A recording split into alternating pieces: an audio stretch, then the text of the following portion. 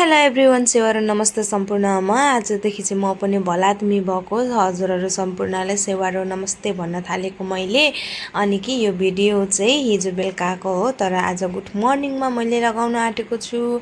यो भिडियो चाहिँ राति पानी पर्ला जस्तो भइरहेको थियो नि त, त्यसैले आमा भिडियो बनाउने मतलब फुल प्लान्टहरू बाहिर निकाल्ने छोडी भिडियोग्राफर यहाँनिर गमलाले मेरो अम्ला चेपेर यस्तो दुखिरहेको थियो।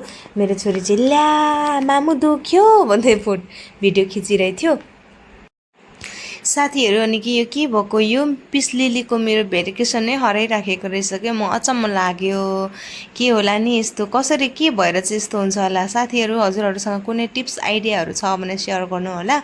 अचम्म लाग्यो मलाई मेरो पिस लिलीको त्यो एउटाको भेरिकेसन खासै छैन क्या, हल्का छन त छ तर त्यति बेसी छैन, अलिअलि छ क्या। अचम्म लाग्यो मलाई। अनि यो मेरो एलोकेसिया चाहिँ खोइ किन घोप्टेर बसिरहेछ, एउटा चाहिँ खोइ बानेर कि किन कस्तो भएर कस्तो रोगी भएर बसिराखेको रहेछ। अचम्मै लाग्यो भाइ। पानी चाहिँ भने ठुलो पर्ने हो नपर्ने हो थाहा छैन, तर मैले चाहिँ निकाल्नु पर्ने मेरो प्लान्टहरू जति चाहिँ जम्मै निकालिसकेँ। अरूहरू चाहिँ ननिकालेको, ठुल्ठुलो गमलाहरूको पनि ननिकालेको क्या। गमला उचाल्नु मलाई पुरा गाह्रो हुन्छ नि त, ढाड दुखेर कस्तो गाह्रो हुन्छ मलाई। त्यति भन्दै यहाँनिर आमा छोरी चाहिँ हामी चाहिँ नाच्दै पनि भिडियो बनाउँदैछौँ ल।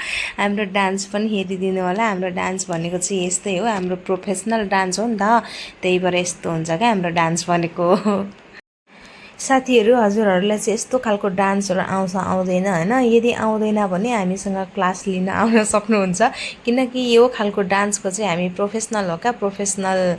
अनि यो मेरो प्लान्टहरू चाहिँ ननिकाल्ने भनेको क्या, ठुल्ठुलोको चाहिँ यो एउटा मोन्स्टेरालाई चाहिँ निकालिदिनु पऱ्यो। बोल्दा बोल्दा जिब्रो पनि बेला बेला के हुन्छ भाइ, मोन्स्टेरा भनेको मन्स्तेला भइराखेको रहेछ। साथीहरू यति भन्दै आजको भिडियो यति नै। Thanks for watching.